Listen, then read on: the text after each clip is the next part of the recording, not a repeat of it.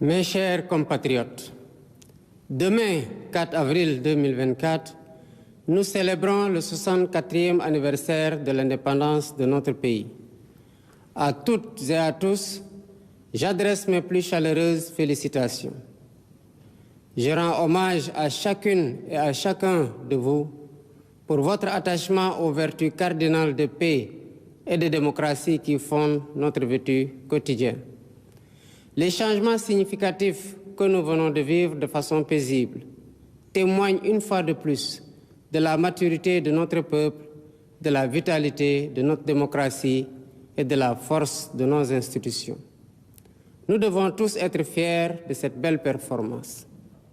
Cette année encore, par la grâce divine, notre fête nationale se déroule sous le signe de la communion spirituelle avec la semaine sainte pascale qui vient de conclure le carême, le mois de Ramadan qui tire également à sa fin. Cette année encore, par la grâce divine, notre fête nationale se déroule sous le signe de la communion spirituelle avec la semaine sainte pascale qui vient de conclure le carême, le mois de Ramadan qui tire également à sa fin. Compte tenu des circonstances, en lieu et place du défilé traditionnel, je présiderai demain, au Palais de la République, une cérémonie de levée des couleurs sobre et symbolique. Ce soir, alors que nous célébrons notre liberté retrouvée, mes pensées vont à nos vaillants résistants, héros célèbres ou méconnus, qui, se donnant corps et âme, ont défié l'odieux système colonial et sa prétendue mission civilisatrice pour défendre la liberté de notre peuple et ses valeurs de culture et de civilisation. Je voudrais également saluer avec respect et affection nos anciens combattants qui ont sacrifié leur jeunesse loin de leur famille au prix de leur liberté et de leur vie.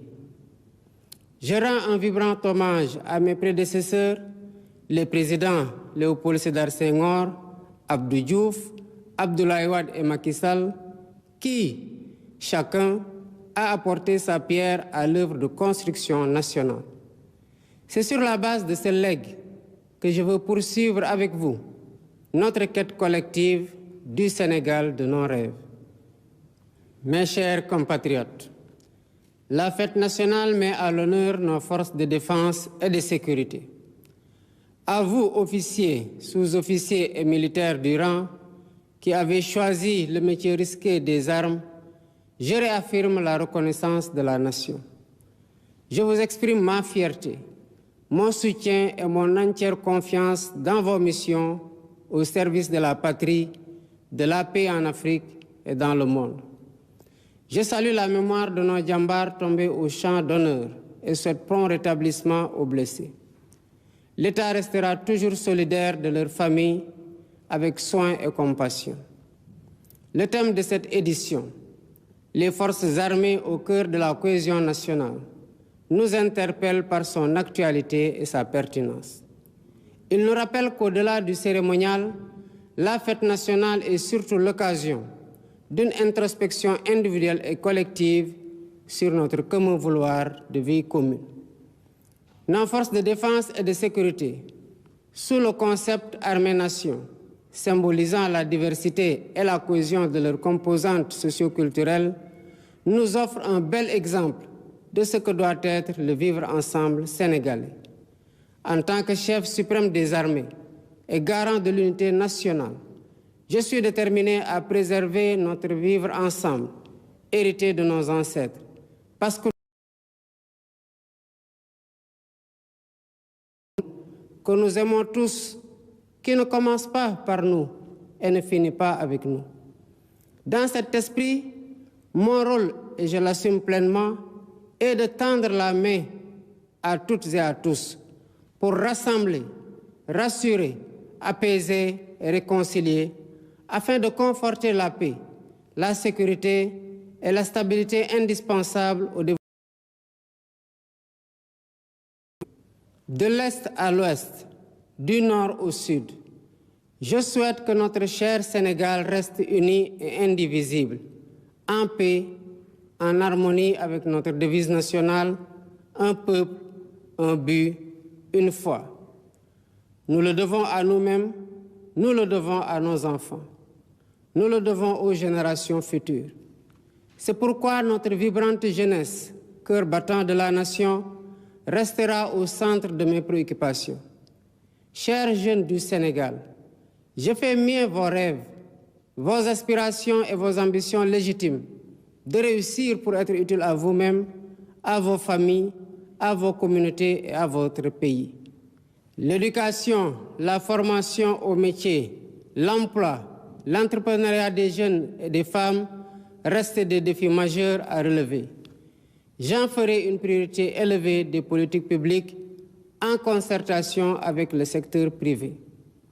Nous devons à cet effet revisiter les mécanismes existants, les améliorer et les rationaliser afin qu'ils répondent mieux aux besoins d'emploi et autres activités génératrices de revenus pour les jeunes. Pour encourager la création d'emplois, je compte m'appuyer sur un secteur privé fort parce que soutenu par l'État. Sur la base de nos besoins prioritaires, nous travaillerons ensemble pour endogénéiser notre économie. Bien entendu, le secteur privé international aura son plein rôle à tenir. Les Sénégalais sont braves, mais ils sont fatigués et attendent de nous des solutions contre la vie chère. La question du coût de la vie me préoccupe particulièrement et retient toute mon attention. Dans les jours à venir, des mesures fortes seront prises dans ce sens, après les concertations que j'entreprendrai avec les acteurs concernés.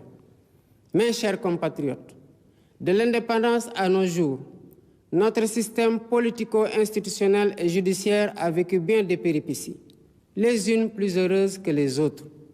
64 ans après, le moment me semble venu de tirer les leçons de nos réussites et de nos échecs pour une gouvernance publique plus moderne, plus républicaine et plus respectueuse des droits humains.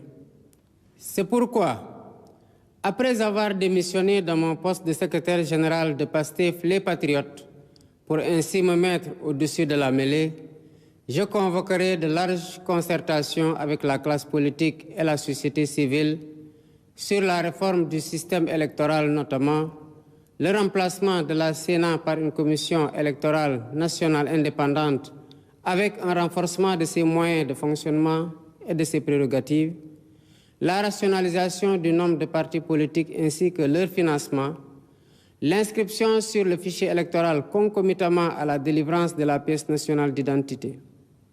Par ailleurs, pour redorer le blason de la justice, lui redonner le prix qu'elle mérite et la réconcilier avec le peuple au nom duquel elle est rendue, j'entends organiser des assises regroupant les professions du métier, magistrats, avocats, huissiers,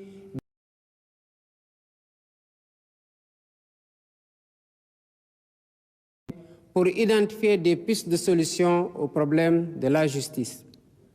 Dans la quête d'un Sénégal meilleur au bénéfice de tous, j'entends instaurer une gouvernance vertueuse fondée sur l'éthique de responsabilité et l'obligation de rendre compte. En outre, j'engagerai sans tarder une politique hardie de bonne gouvernance économique et financière par la lutte sans répit contre la corruption, la répression pénale de la fraude fiscale et des flux financiers illicites, la protection des lanceurs d'alerte, la lutte contre le détournement des deniers publics et le blanchiment d'argent, l'amnistie des prête-noms et leur intéressement sous condition d'autodénonciation, la publication des rapports de l'IGE, de la Cour des comptes et de l'OFNAC.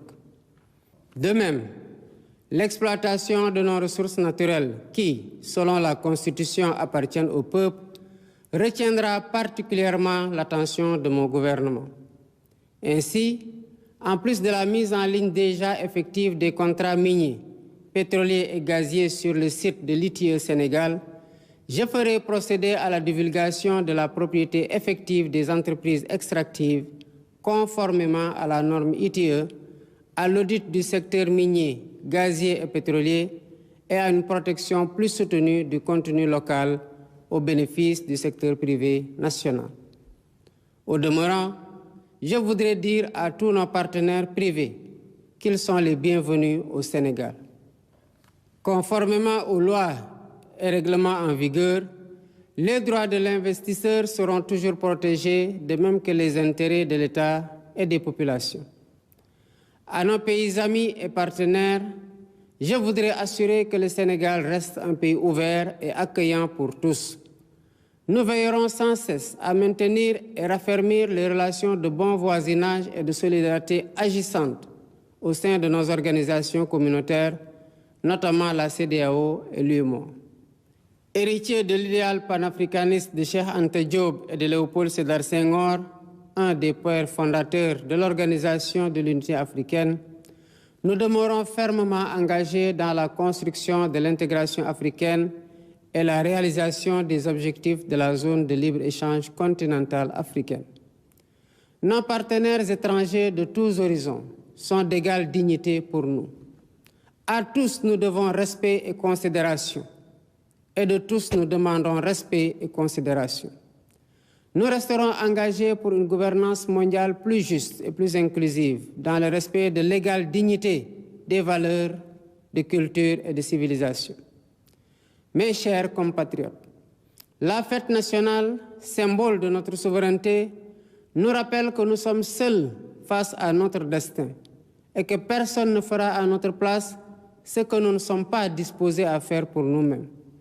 Nous avons la responsabilité historique de conforter notre souveraineté en rompant les chaînes de la dépendance économique par le culte permanent du travail et du résultat. Dans cet esprit, l'administration doit agir à tous les niveaux de façon plus accueillante et plus efficace pour les usagers du service public.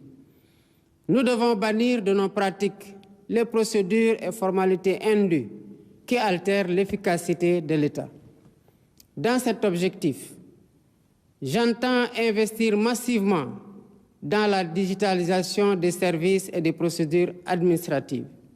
De même, il y a urgence à gagner notre souveraineté alimentaire en investissant plus et mieux dans l'agriculture, la pêche et l'élevage, les trois mamelles nourricières de notre pays. Je tiens particulièrement à ce que les subventions substantielles dépensées chaque année dans la campagne agricole bénéficient aux véritables producteurs et non à des acteurs intermédiaires.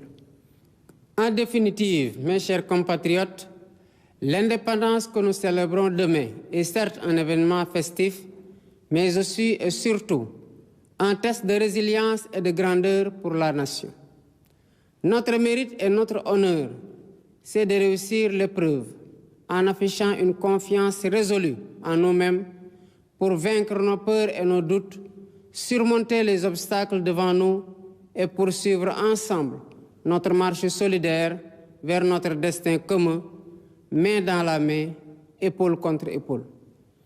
C'est à cela que je vous invite dans la communion des cœurs et des esprits. Vive le Sénégal en paix et en sécurité, unis, libres et prospères. Bonsoir et bonne fête de l'indépendance.